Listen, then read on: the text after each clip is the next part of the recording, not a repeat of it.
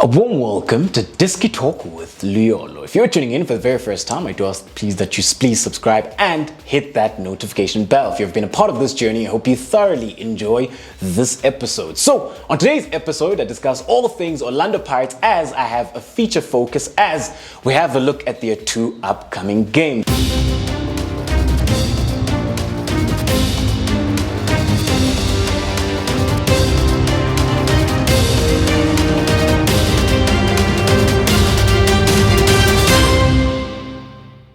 So, Orlando Pirates will first take on Royal AM and then they will take on SuperSport United. However, when you do have a look at Orlando Pirates' record so far, they've played 3 games, they've won 1, drawn 1 and lost 1 as well. So, they did win against Swallows 1-0 within the opening fixture, and then they did draw 1-1 at the Donny Craven against Stellenbosch, and then lost 1-0 against Chipper United. So when you do have a look at Orlando Pirates, then they have been playing then with a 3-4-2-1.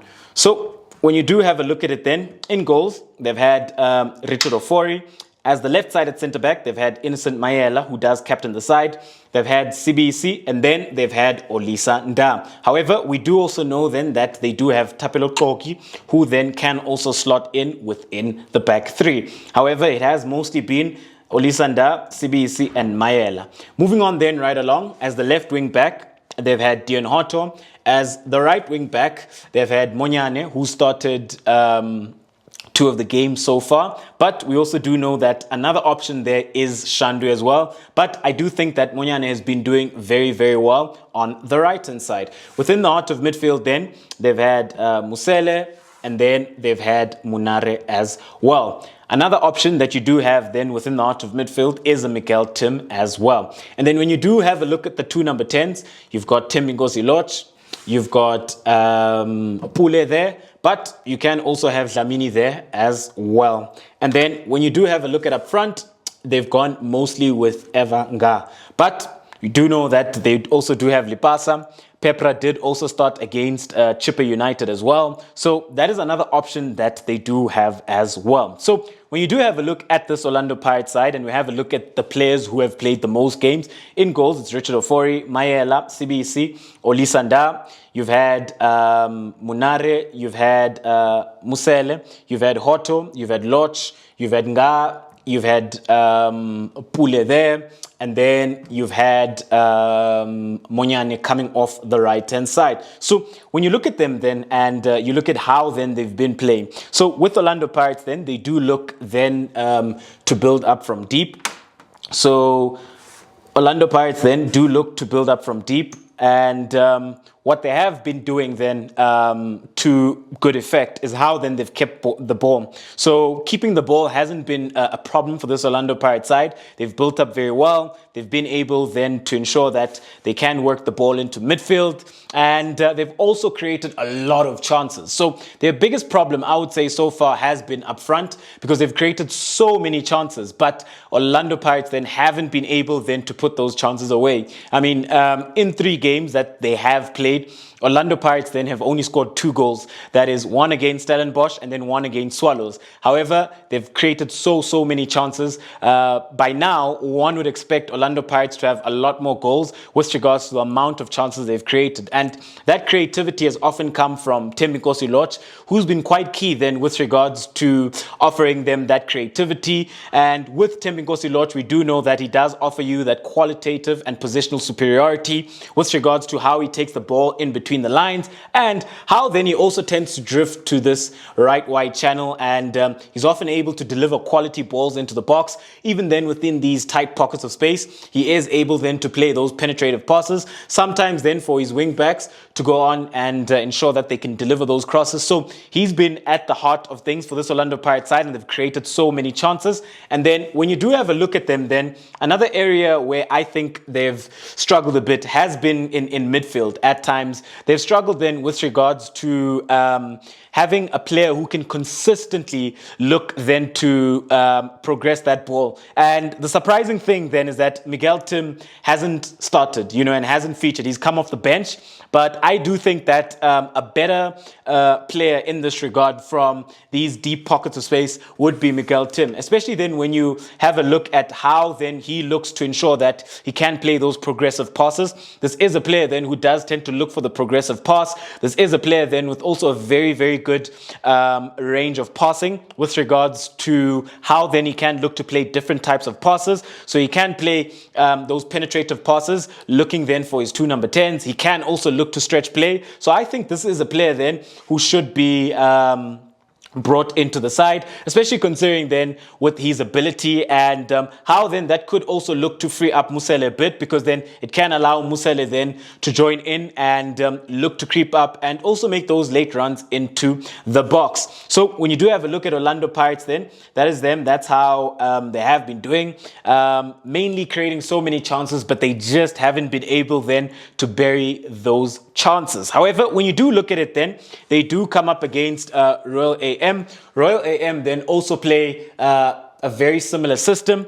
They play a 3-4-3. At times, it does look somewhat of a 3-4-2-1. And when you do have a look at Royal AM with regards to their key players, you do have Makupu, you do have De Jong, and then you do have Potane. Sometimes it has been Menzi Masugu there as well.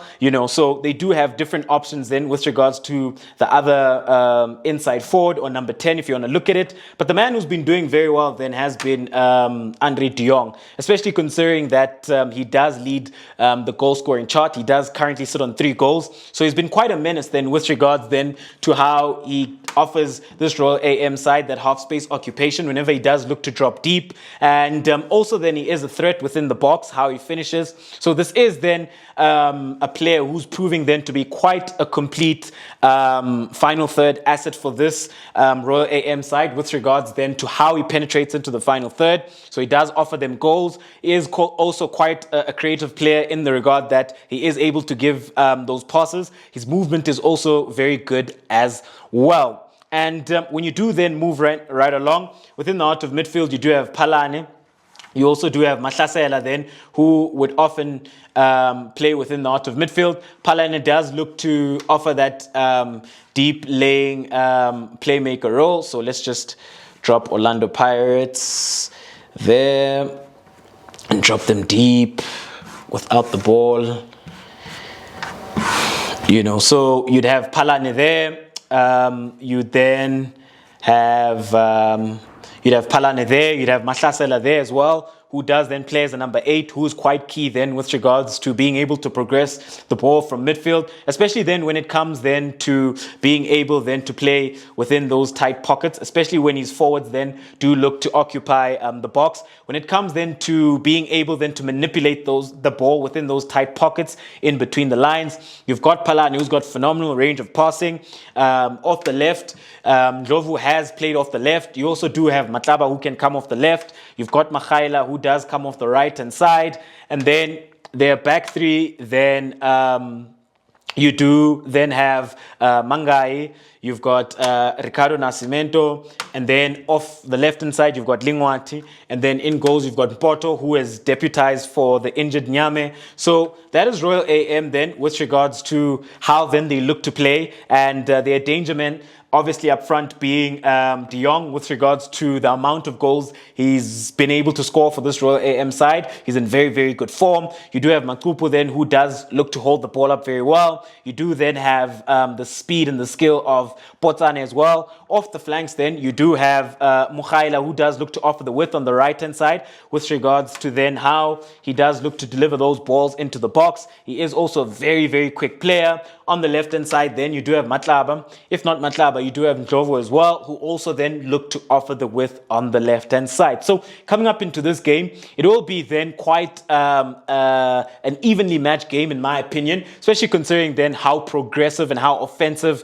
Royal AM tend to be. And I think it's going to be a game where then both teams will cancel each other out. So when you do have a look at this game, then for Orlando Pirates, the key player being Tim Nkosi-Lorch, for Royal AM being then Andre de Jong, I do foresee then a draw, but a high-scoring draw. When you move on then right along, having a look at the next game, so we'll keep the blue because the next game then would be against SuperSport United. So when you have a look at this SuperSport United side under Gavin Hunt, this is a side then that have been quite unfortunate with regards to how they've struggled to finish goals. So they've created how they've struggled to finish off chances and convert those goals. So they've created so many chances, but they just haven't been able then to convert those chances and be able then to consistently ensure that they have that quality within the final third. So with SuperSport United then, they have played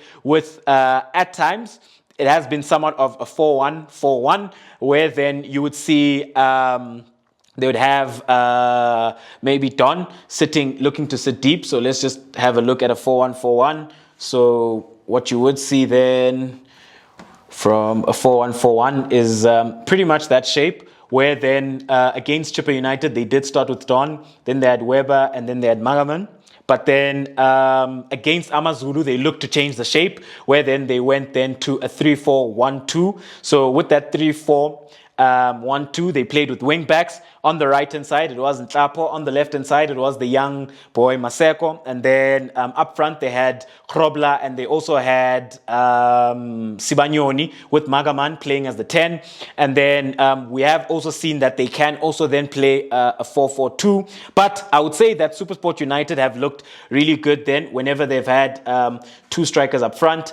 So whenever then they've had, and it's mostly been Krobla and Sibanyoni. So whenever then they've had those two strikers up front, and they're able then to work the ball wide, and they get that cross into the box, that's when they look very dangerous. So with regards to how they look to penetrate, it is from the wide channels with crosses. So it isn't then crosses just from that pocket of space, but it is also deep crosses coming from the fullbacks. So Keegan Johannes as well does look to offer those deep crosses. On the left-hand side, Ditlhokwe has been playing as the left-sided centre-back, or he'll play as the left-back, because we do know that Basera did get injured against Chippa United. So Ditlhokwe does also look to play those deep crosses. Whenever then Ngoma does come in, Ditlhokwe will look to offer the width, and a lot of the times you'd see that pass, and then you'd see Ditlhokwe being able then to deliver those balls into the box from set pieces as well. They've looked very, very dangerous. And on the right-hand side, what's also been key then with regards to their build-up and how then they would sometimes be looking then to ensure that they can open up this wide channel for their winger is that in possession, say Hlatsoayo has the ball there, what you would see then is Johannes would look to go inside and invert, which then opens up this passing channel and this passing lane into the winger. So that would either be Lungu or it would be Reynants who would get it there. And then in that position, they are able then to deliver that cross. However, in this position as well, what this also then does offer SuperSport United is that half space penetrative run coming from Johannes. So it's that underlapping run in that half space. So when you do have a look at their right winger, they could either play that ball into them, they could look to cross, or they can just then look to cross themselves, sometimes attracting attention and looking to cross as well. So when you do have a look at it, this SuperSport United then is a side that plays very direct, very penetrative from the wide areas with regards to the types of crosses they're able to play. So they're able to play all types of crosses, and they are quite lethal in that regard. And when you do have a look at this SuperSport United side, as much as they have been struggling to get the results, but I do foresee them coming right very soon because they've created so many chances.